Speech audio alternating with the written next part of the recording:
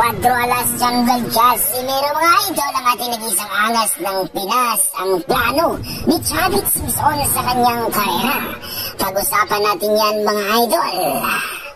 Manny Pacquiao, ating Division World Champion. Inggit daw kay Casimero, kaya ayaw tulungan. Yan ang ating pag-uusapan ngayon mga idol. Pero kung bago kayo sa ating YouTube channel, baka pwedeng humingi ng isang like and subscribe at pagpindot na rin ating notification bell mga idol. Ayun nga sa ating pinagkakatiwalang source mga idol, na niluluto na pala ang laban ni Casimero kontra sa isang Elijah First mga idol, na kung saan mga idol ay pumayag na nga daw itong si Sean Gibbons na mapalaban itong si Elijah First dito kay Quadro Alas Casimero. Kaya nga kung maalala natin mga idol, nag-prank po ang ating pambato na si Quadro Alas Casimero na titigil na daw ito sa pagbuboksing. Well mga idol, marami nga nagulat sa anunsyo o post ni Quadro Alas is my boy, na kung saan mga idol hindi talaga naniniwala ang mga boxing fans, lalo na ang mga Casimero fans mga idol. Pakulo lang daw ito para talaga na daw na magbunyi itong mga haters. Pero ngayon mga idol, ayon sa pinagkakatiwalaan natin ng source mga idol, na talagang niluluto na pala ang laban, na kung saan mga idol sa top 5 dito sa WBO mga idol, itong si Elijah First daw mga idol ang gustong mapalaban dito kay Quadro Alas Casimero. Talaga namang hindi makatanggi ito si Sean Gibbons mga idol, sapagkat kaibigan dito ni Chavit Singson at talagang ma-influensya ito. Kumbaga, pera-pera ang labanan mga idol. Upiran daw ito ng malaki itong si Elijah First mga idol para makapasok itong si Quadro Alas Casimero dito sa top 1 o rank 1 mga idol.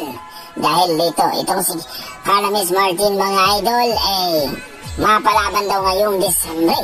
Pero wala pa naman daw dito sa boxer mga idol kung matuloy ang kanyang laban. Na kung saan mga idol, mag-aagawan itong si Martin at si Casimero sa number 1 kapag manalo itong si Casimero dito kay Elijah First mga idol. Ayon sa ating mga pinagkakatiwalang source mga idol, matagal na itong gustong gawin o kunin itong si Casimero ni Chavit Singson, dahil ang anak ni Chavit Singson mga idol ay matalik na kaibigan ni Quadro Alas Casimero. Naunahan lang daw ito dito sa ilang manager mga idol, na kung saan ay hindi naman daw talagang nag-hands-on kay Quadro Alas Casimero. Kumbaga mga idol, nakuha rin ito ng promoter ng Japanese mga idol. Ganun pa man mga idol ay nagtapos ng kontrata niya dito sa Japanese na promoter. At ngayon nga mga idol, ito na pagkakataon na maibigay daw itong si Casimero sa maganda daw na promoter at mabigyan daw ito ng magandang laban at tutulungan ni Chavit Singson. Dahil naniniwala itong si Ninong Chavit Singson mga idol na makuha ng panibagong kampiyon si Quadro Alas Casimero dito sa WBO Super Bantamweight Division. Kaya mga idol, abangan natin ang susunod na mga reports na kung saan mga idol kung confirm na talaga na mapalaban si Alas dito kay Elijah First mga idol sa 2025. Sa kabilang banda mga idol, ayon sa mga post mga idol ay itong si Manny Pacquiao, may inggit daw ito kay Quadro Alas Casimero. Kung baga mga idol, gusto ni Manny Pacquiao na siyang dapat talagang pag-uusapan, hindi daw si Casimero. Well mga idol, ayun nga yan sa post mga idol. Pero para sa akin naman mga idol ay hindi na po matawaran ang galing ni Manny Pacquiao, kasi kaka ni Manny Pacquiao at nagiging 8th Division World Champion ito at hindi na mabura.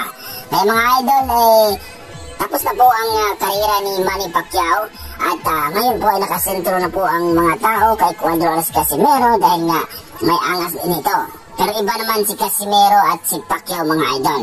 Ika nga, noon at ngayon. Na kung saan mga idol tinitingala si Manny Pacquiao dati, pero ngayon, si Casimero na naman ang pinag-uusapan mga idol.